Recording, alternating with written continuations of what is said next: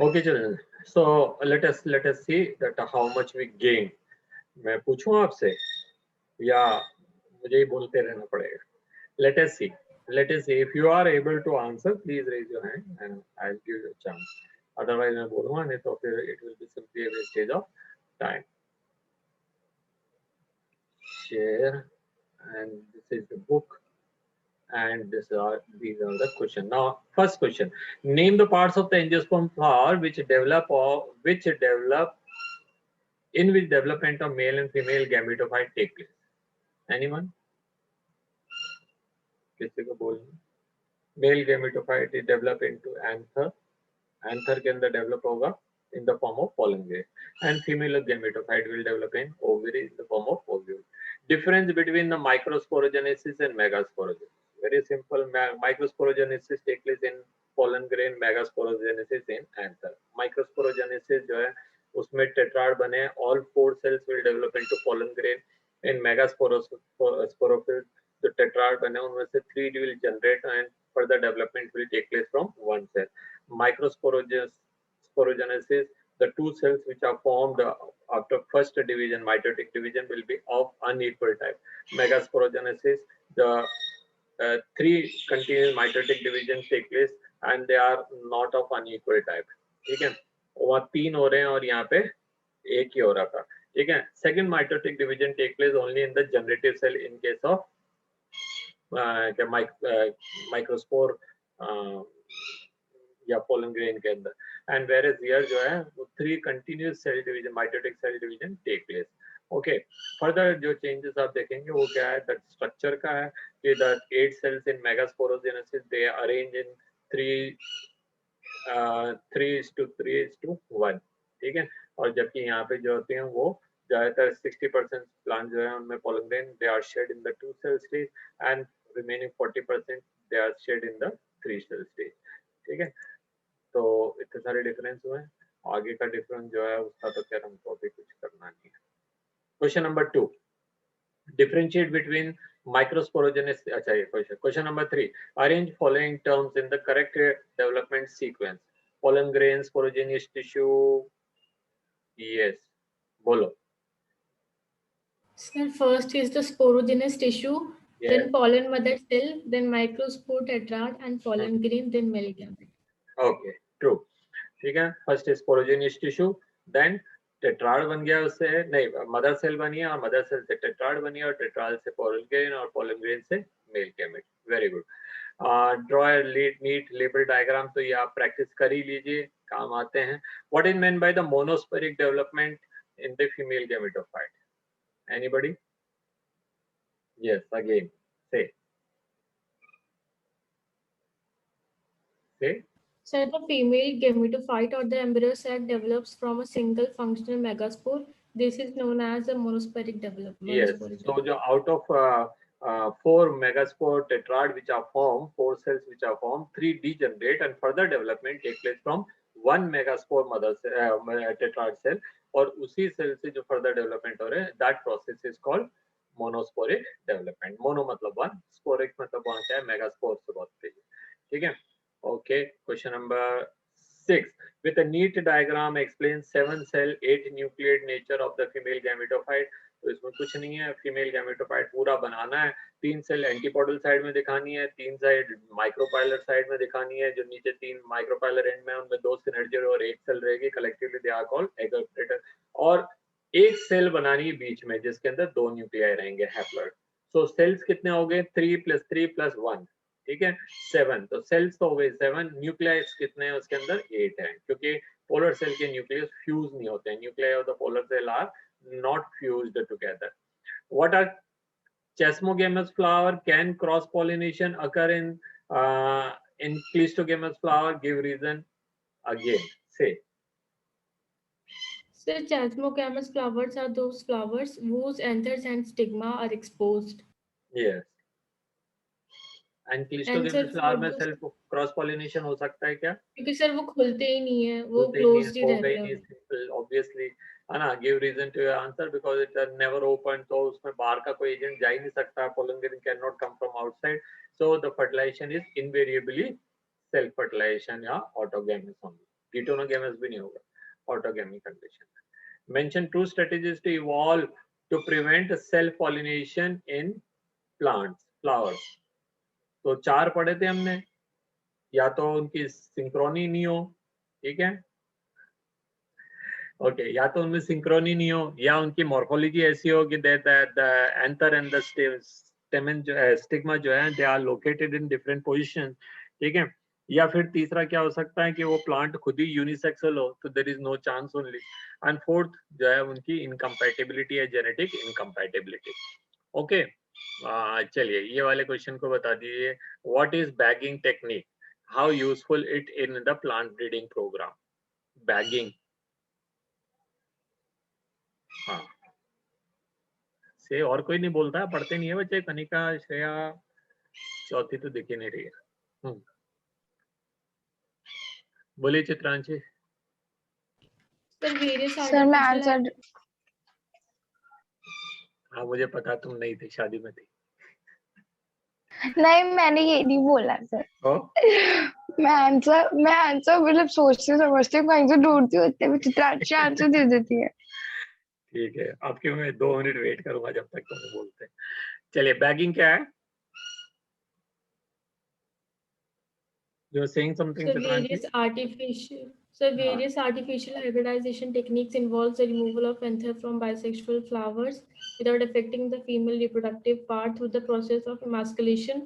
Then these emasculated flowers are wrapped in bags to prevent pollination by unwanted pollen grains. This process is called as bagging. तो हम सिर्फ bagging को describe करेंगे यहाँ पे, तो हम लिखेंगे that is when the cross pollination the desired plant is selected, female which is to be considered as the female, and after emasculation that is covered by a poly bag, a butter paper bag, so that no unwanted or undesirable pollen grain transfer. And when flower mature, we'll open it, transfer the pollen, and again it will be covered. Okay, so ये हो गया. And how useful? So it is very useful because it prevents the undesired fertilization. Question number 11. What is triple fusion? Where does it take place? Name the nuclei involved in the triple fusion. Let me give chance to others. कौन बोल रहा है? कनिका बोल रही थी कुछ? Fusion. हाँ. Sir, fusion of 3 haploid nuclei, 2 from polar nuclei and 1 from male gamete is called triple fusion. That's right. Okay, so दो मेल मतलब पोलर न्यूक्लियाई के अंदर, पोलर सेल के अंदर 2 पोलर न्यूक्लियाई अलग अलग पड़े हुए हैं, वो और एक male gamete. Once the male gamete reaches and fertilize it, तो 3 haploid nucleus and 3 fusion of the 3 haploid nucleus to give it 3 cell, that is primary endosperm nuclei, that nucleus that is called as triple fusion. Question number 12. Why do you think that the zygote is dormant for some time in a fertilized ovule? Direct question है, इसमें कोई दिमाग लगाना ही नहीं है हमको. Dormancy क्यों होती है? It's a mechanism in a plant to prevent itself from the adverse condition. जब तक फेवरेबल कंडीशन नहीं आए उसे कहे अब आप चुपचाप बैठ जाओ. जब फेवरेबल कंडीशन आएगी, जब आपको प्रॉपर वाटर मिल जाएगा, प्रॉपर टेम्परेचर मिल जाएगा, लाइट वगैरह दिखने लग जाएगी, तब आप जर्मिनेट हो जाना, अभी शांति से बैठ जाओ. ठीक है, तो it is a dormancy which is a method which prevent the plant from the unfavourable condition. It is preventing और it is keeping it safe so that embryo may not damage, वो खराब नहीं हो. ठीक है, डॉर्मेंसी जो है वो प्लांट के अंदर अलग अलग ड्यूरेशन की हो सकती है. From vary it may vary from few months to several years. Few months उन्हीं में रहेंगे जो सीजनल प्लांट नहीं है, जो साल भर उगते हैं. ठीक है, और जो जो सीजनल प्लांट है वो पर्टिकुलर सीजन में आकर के, अभी गेहूं आपने मार्च में काटा, अभी इन दिनों गेहूं कट रहे हैं, कट गए गेहूं, कट के बाजार में आने लग जाएंगे थोड़े दिनों में, बल्कि आ भी गेहूं. तो अब ये गेहूं अपन अभी बोएंगे थोड़ी उगेंगे वो, और इनको बोना है अगले साल नवंबर में. ठीक है, ये क्या है, रबी की फसल है. रबी की फसल हम नवंबर में बोते हैं, अक्टूबर, लेट अक्टूबर नवंबर में. तो तब हम बोएंगे इसको, तब वो मार्च में आके मतलब पक जाएगा. तो वो अक्टूबर नवंबर में जर्मिनेट होगा, उससे पहले आप जर्मिनेट करेंगे, बाय द वे जर्मिनेट, तो it will fail to continue. ठीक है, you may provide some artificial condition. उसको रूम के अंदर आपने रखा है, टेम्परेचर वगैरह दिया, प्लांट को बेचारे को समझ नहीं है, पानी मिल गया, सब कुछ हो गया, वो जर्मिनेट होकर बाहर तो आ जाएगा, फिर देखो हो रहे है तो बहुत गर्मी है, मर जाएगा. ठीक है, सो ये डॉर्मेंसी एक पीरियड है, मैकेनिज्म है जिसमें प्लांट अपने आप को बचाता है. हाइपोकोटाइल एपिकोटाइल का डिफरेंस क्या है? Hypocotyl will develop into, yes. So फिर हाइपोकोटाइल एम्ब्रियल एक्सिस के नीचे की तरफ होता है और एपिकोटाइल ऊपर की तरफ होता है। हाइपोकोटाइल डाइकॉट में होता है और एपिकोटाइल मोनोकॉट में होता है। है ऐसा नहीं है। हाइपोकोटाइल जो है वो क्या कहते हैं रूट में डेवलप होगा, रेडिकल रूट, एंड एपिकोटाइल है वो शूट में डेवलप होगा। इंटैगमेंट एंड टेस्टा, इंटैगमेंट जो है ओव्यूल को कवर करने वाली दो मेम्ब्रेनस कवरिंग है, that will later on develop into seed coat and together the two seed coats are called testa. जब वो फ्यूज हो जाते हैं टेस्टा एंड इंटैगमेंट होते हैं वो, ठीक है, तो वो हो गए। एंड नेक्स्ट है perisperm and pericarp. Perisperm and pericarp, ये कौन दो बताएगा मेरे को, देखते हैं। पेरिस्पर्म एंड पेरिकार्प, हाँ गुड। अगर ये पढ़ लिया आपने तो आप, मैं सोच सकता हूँ कि आप चैप्टर पढ़ रहे हैं। बोलिए। Sir, it is the residual nucleus which persist. Which? Sir, pericarp और perisperm. Perisperm, Sir, okay. perisperm. हाँ, और sir, pericarp, it is the ripened wall of the fruit. Very true. देखिए इसमें ना ये this is a technical word, ये Greek words हैं, अगर आपको उसको थोड़ा सा समझना है, पेरीफेरी, पेरिस, क्या कहते हैं, साइकिल, ये सारी चीजें आपने पढ़ी। पेरी का मतलब होता है surrounding, the word peri stand for surrounding, है ना। कार्प स्टैंड फॉर फ्रूट, तो फ्रूट को सराउंड करने वाली लेयर पेरिकार्प, एंड स्पर्म कहते हैं सीड को, तो सीड को कवर करने वाली कवर वो कौन सा है, न्यूसेलस की आई है वहां पे, क्योंकि ओविसेक को कौन कवर कर रहा था, न्यूसेलस। तो अगर उसमें न्यूसेलस बचा रह गया तो वो जो है वो फ्रूट की चारों तरफ एक लेयर बना देगा, उसको हम कह देंगे पेरिस्पर्म। ओके, तो ये हो गया ना question number 14। Why apple is false fruit? Because it is developed from receptacle. Which part of the flower forms fruit? Any fruit which is developed not from the ovary but from any other part is called false fruit। तो ovary जो है वो हमारे ये Apple के case के अंदर जो है रिसेप्टिकल वो होता है, वो जा करके डेवलप हो जाता है into fruit. What is meant by emasculation? ठीक है, वर्ड मैस्कुलेशन मर्दों के लिए मसल्स के हिसाब से आता है। हाँ बोलिए। The removal of anthers from the bisexual flowers without affecting bisexual the flower, female. जिसको अपन ने फीमेल कंसीडर करना है, जिसको हम सोच रहे हैं कि हम इसको फीमेल फ्लावर बनाएंगे, उस वाले प्लांट के अंदर हम क्या करेंगे कि much before a flower become mature, वो खुले उससे पहले उसको धीरे से खोलना है और उसके एंथर को उड़ा देना है। ठीक है, सो इससे क्या होगा कि वो जो है वो फीमेल ही रह जाएगा, अब उसके अंदर मेल ऑर्गन है ही नहीं। So self pollination, self fertilization can be prevented. तो when and why does this? तो when तो हो गया, that is much before a flower opens, matures, and why does it? So it is in order to prevent the self pollination, autogamy को prevent करने के लिए, so that desired pollination can be done or fertilization can be done. If one can induce parthenocarpy, which where, ये तो आपकी मर्जी का question है। देखो इसका क्वेश्चन का कोई जवाब, हम ऐसे क्वेश्चन के लिए किसी को मार्क्स नहीं काट सकते। भैया मेरे को मैंगो पसंद है, मैं सोचूंगा पार्थेनोकार्पी मैंगो में होनी चाहिए ताकि मैं फट से निकाल के पूरा खा लूं, मेरे को गुट्टी गुट्टी का चक्कर नहीं, ज्यादा रस मिलेगा।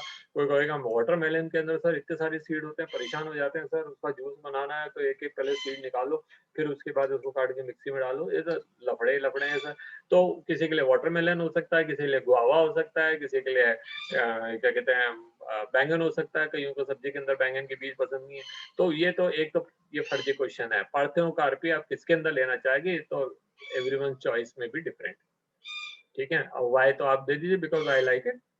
अब कोई क्या इसका जवाब, कोई मना कैसे कर सकता है? भैया मेरे लिए तो यही है ना, आपने यू दिया है ना, ये लिखा है कि भैया यू सेलेक्ट, तो मैं तो मेरी मर्जी हो जो सेलेक्ट करूंगा, है ना। तो ये फर्जी क्वेश्चन है, इसमें जो लिखेंगे उसको आंसर मिलेगा, 2 मार्क्स मिलेंगे। क्वेश्चन नंबर 17 क्या है? Explain the role of tapetum. तो टैप्टम कहाँ मिल रहे थे? यस, कहाँ मिल रहे टैप्टम? Pollen grain के अंदर, in a moist layer. हाँ, वो एंथर के अंदर मिल रहे हैं। एंथर में जो है चौथी लेयर है, सबसे बाहर वाली एपिडर्मिस है, उसके बाद एंडोथीसियम है, फिर मिडिल लेयर्स है, और फिर चौथी लेयर जो है वो टैप्टम है। Tapetum is just surrounding the sporogenous tissue. So जब स्पोरोजेनियस टिश्यू से पोलन ग्रेन बनेंगे तो वो भूखे रहेंगे, उनको नरिशमेंट नहीं है, उनका मियोसिस हो गया, 4 सेल बन गया, अब उनको जो है न्यूट्रिशन चाहिए, तो वो न्यूट्रिशन कहाँ से मिलेगा? वो टैप्टम से मिलेगा उनको।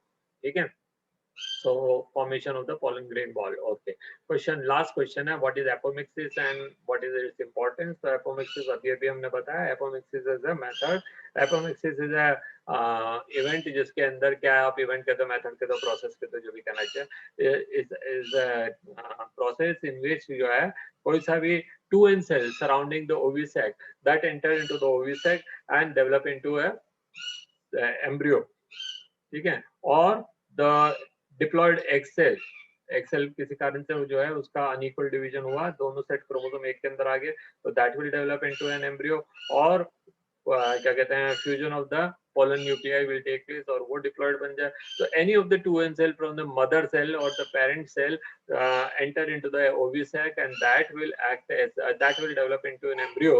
Then such a plant will have all the maternal characters. Parent plant के character रहेंगे उसके अंदर, उसमें fertilization नहीं हुआ.